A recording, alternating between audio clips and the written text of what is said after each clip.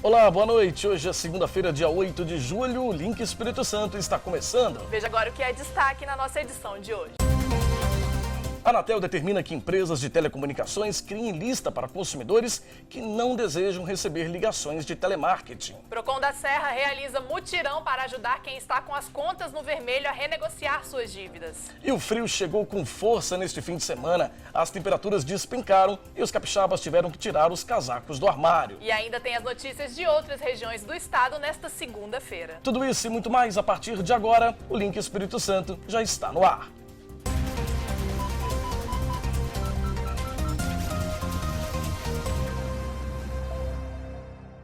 Boa noite para você que nos acompanha e muito obrigada pela sua audiência. A gente abre o link de hoje, Anne, falando sobre aquelas ligações que a gente recebe o dia inteiro de números desconhecidos, às vezes até de outros estados, que na maioria das vezes são robôs, né, operadores de telemarketing, oferecendo produtos e serviços. Todo mundo recebe essas ligações, né? E para tentar acabar com esse incômodo, a Anatel deu um prazo de 30 dias para que as empresas de telecomunicações criem uma lista nacional de consumidores que não desejam mais receber esse tipo de ligação.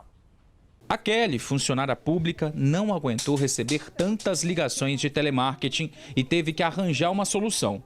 O Procon da Serra está realizando nesta semana um mutirão para ajudar consumidores que estão com as contas no vermelho. 14 empresas oferecem condições diferenciadas para quem quer negociar as suas dívidas. Ao todo, são esperadas mais de 4 mil consumidores lá no mutirão. O seu Paulo tem uma dívida com a empresa fornecedora de energia há pelo menos 3 anos. O mutirão vai até sexta-feira, das 8 da manhã às 5 da tarde, na Faculdade Docton, que fica ao lado do terminal de Laranjeiras, lá na Serra. Bom, o projeto de lei aprovado no Senado vai regulamentar a profissão de cuidadores de idosos, que hoje não tem pré-requisitos para ser exercida, aliás. Agora, quem trabalha nessa profissão, Anne, vai ter que fazer um curso profissionalizante para continuar atuando. Cuidado, carinho e dedicação. Essas são algumas das características de um profissional que se destina a cuidar de idosos. A seguir, aqui no Link Espírito Santo, vamos falar sobre a forte onda de frio que atinge o estado. É um instantinho só, a gente já volta.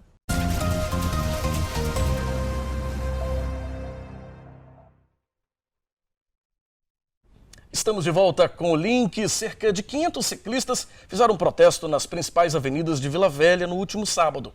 De acordo com a organização do ato, o movimento é um pedido de respeito no trânsito após 5 ciclistas terem sido atropelados na Rodovia do Sol há pouco mais de uma semana. O motorista do carro estava embriagado e foi preso, mas solto logo após pagar a fiança.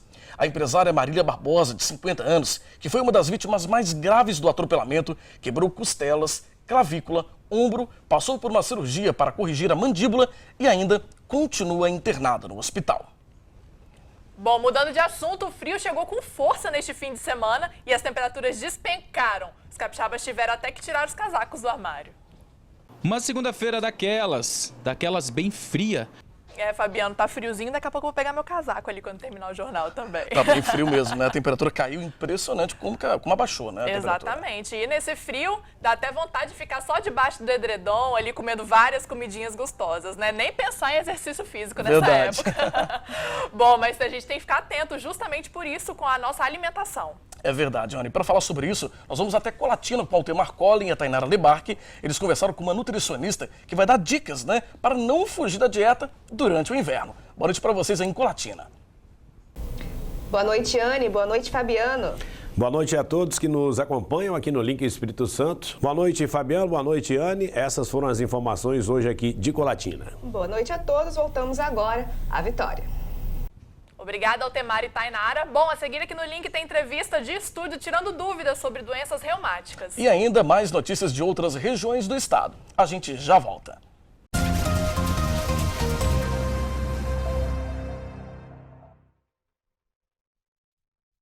Estamos de volta com o Link. E os 3 pescadores de Conceição da Barra, que estavam desaparecidos no mar há mais de uma semana, foram encontrados na manhã desta segunda-feira no litoral sul da Bahia. Nós vamos direto a São Mateus conversar com o Ferreira Júnior e a Aline Oliveira, que trazem mais informações para a gente. Boa noite, Ferreira. Boa noite, Aline. Boa noite, Anne. Boa noite, Fabiano. Boa noite a vocês do estúdio. Boa noite, amigos do Link. Um abraço a todos. Boa semana. Voltamos à Vitória. Boa noite, Anne, Fabiano. Obrigado, Ferreira e Aline, pelas informações. Bom, agora nós vamos a Linhares, onde o Cláudio Alves e a Heloíse Faustini trazem informações sobre algumas operações da polícia que aconteceram no município neste fim de semana. Teve até policial agredido. Conta pra gente como foi essa história. Boa noite, Cláudio, Heloíse. Olá, Anne. Olá, Fabiano. Boa noite, Cláudio. Boa noite. Pois é, foram esses os destaques de Linhares e região. Nós voltaremos amanhã. Isso mesmo, Cláudio. Uma ótima noite para você, Anne, Fabiano. Você sabia que a alimentação e a prática de exercícios físicos influenciam na forma como diversas doenças se manifestam no nosso organismo? É verdade, Anne. Hoje a gente recebe aqui em nossa bancada o presidente da Sociedade Brasileira de Reumatologia, Dr. José Roberto Provenza, da PUC de Campinas, em São Paulo. Dr. José Roberto, boa noite, bem-vindo ao Link. Muito obrigado, é um prazer estar aqui com vocês. Prazer é nosso recebê-lo. Anne já falou um pouquinho sobre essa questão da alimentação, né, das atividades físicas, que são importantes, eu acho que para qualquer... Acho que são dois pontos importantes para qualquer problema de saúde, para você evitar os problemas de saúde, na verdade. Mas eu queria que o senhor, antes de falar um pouco mais por dentro do assunto, vamos explicar quais são as doenças reumatológicas mais comuns, mais frequentes. Olha, praticamente o reumatologista, ele tem assim um grupo de doenças que chega a mais ou menos a 120 tipos diferentes de doenças que acometem o aparelho locomotor. Dessas 120 doenças, sem dúvida nenhuma, existem um grupo que é praticamente a mais comum, que todos conhecem, artrose, que é uma doença degenerativa do aparelho locomotor, que ocorre principalmente a partir da 5ª década de vida. Nós temos as tendinites, nós temos as bursites, nós temos a lombalgia, né?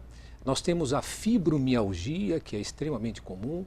Nós temos a gota, que é uma doença metabólica causada aí pelo ácido úrico.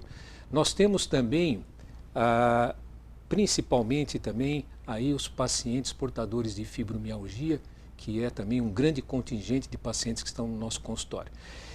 Temos também um grupo de doenças chamadas doenças inflamatórias crônicas, autoimunes. E entre elas nós temos artrite reumatoide, o lúpus eritematoso sistêmico e outras doenças que são menos comuns, menos frequentes, como a esclerodermia, dermatomiosite, enfim, as outras doenças inflamatórias do tipo autoimune. Então nós temos vários tipos de doenças inflamatórias e não inflamatórias. Agora, doutora, a doença reumatológica, ela tem uma questão principal que é a dor, né? A dor crônica.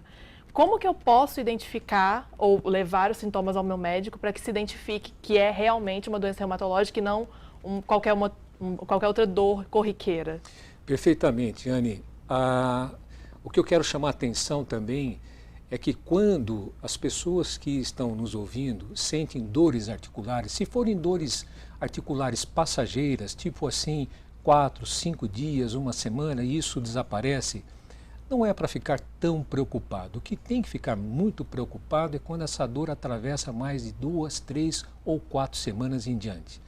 Porque aí nós podemos estar diante de uma doença crônica e nós poderemos, nesse momento, estar fazendo um diagnóstico precoce dessas doenças e ter a oportunidade de tratar precocemente esses pacientes para evitar realmente as limitações e as incapacidades, né? Doutor, agora como detectar essas doenças, né? São doenças, você estava falando, tem uma série de doenças reumatológicas. Como detectar? Quais exames podem ser feitos? A grande maioria dessas doenças, nós temos aí alguns critérios, né? Critérios não só clínicos, como laboratoriais e radiológicos, né?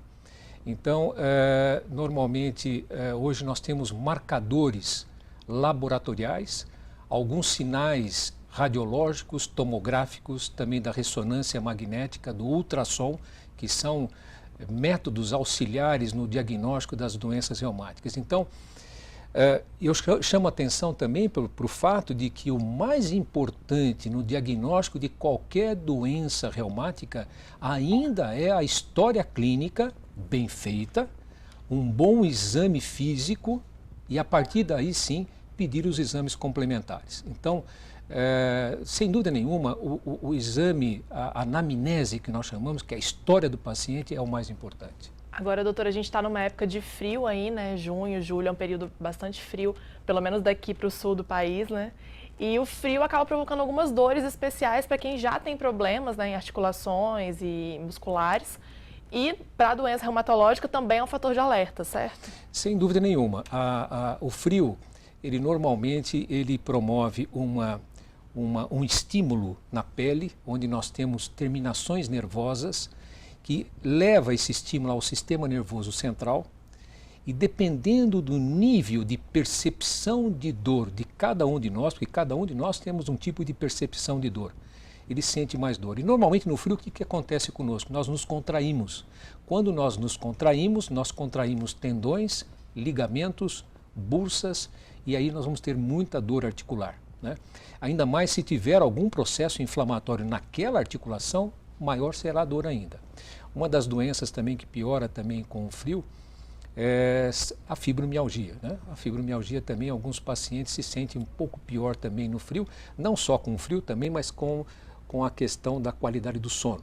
O sono também é um problema importante para o bem-estar do paciente que sofre de dor crônica. Doutor Provenza, a gente comentou no início, né, Anne, como eu disse, abriu até a nossa entrevista de hoje, falando sobre a questão da alimentação e dos exercícios físicos. Como que esses dois fatores podem interferir aí para a pessoa, né, ter ou não uma doença reumática? Bom, em primeiro lugar, o que eu queria dizer em relação à sua pergunta é que o exercício físico ainda ele é o carro-chefe do tratamento de todas as nossas doenças reumáticas.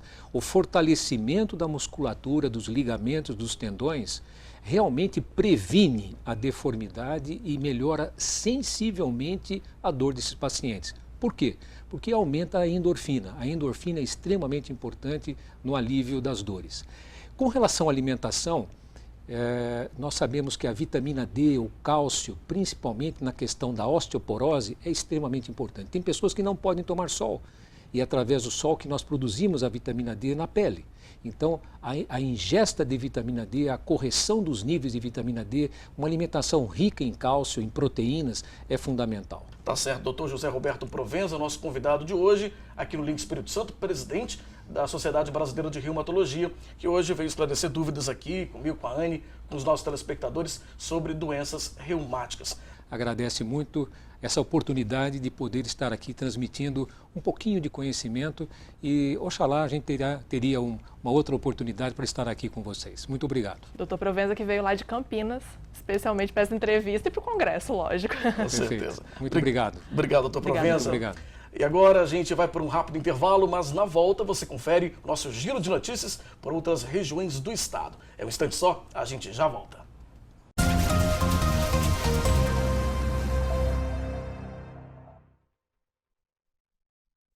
Estamos de volta com o Link, agora vamos direto para o sul do estado com o Samuel de Fraga, que traz informações sobre a prisão de 3 homens suspeitos de tráfico de drogas em Cachoeiro. Boa noite, Samuel. Olá, boa noite, Anne, boa noite, Fabiano. E de Cachoeiro de Itapemirim, voltamos à vitória. Anne, Fabiano. Obrigado, Samuel, pelas informações. Bom, lá em São Gabriel da Palha foi um fim de semana violento. Em menos de 24 horas, 2 crimes foram notificados no mesmo bairro. E quem fala sobre essa situação com a gente é a Renata Satini e a Yasmin Ferretti. Boa noite, meninas. Boa noite, Anne. Boa noite, Fabiano. Boa noite, Yasmin, né? Então é isso aí, Anne e Fabiano. Esses foram os nossos destaques do final de semana. Voltamos aí com vocês no estúdio em Vitória. Obrigado, Renata e Yasmin, pelas informações. E o fim de semana foi de muita festa lá no distrito de Guaraná, em Aracruz. Milhares de pessoas participaram da 9ª edição da Itália Unita, que comemorou os 145 anos da imigração italiana lá no município. A repórter Natália Fornaciari foi até lá conferir e traz mais detalhes pra gente. Boa noite, Natália. Olá, boa noite a todos. E esse foi o destaque de hoje aqui do município de Aracruz. A todos uma boa semana. Anne e Fabiano, é com vocês aí em Vitória. Obrigado, Natália, pelas informações. Festa bonita, né? Festa italiana é sempre bem animada, né? Sim, com certeza. Festa italiana sempre tem muita comida e dança, né? É muito bom, legal, né? E o Link de hoje vai ficando por aqui. A você que nos acompanha, muito obrigado pela audiência. E se quiser conferir mais notícias sobre o que a gente falou aqui hoje, é só acessar o nosso jornal online, simnoticias.com.br. Uma boa noite pra você, boa noite, Fabiano, até amanhã. Boa noite, Anne, boa noite pra você de casa, até amanhã. Record News, informação para você crescer.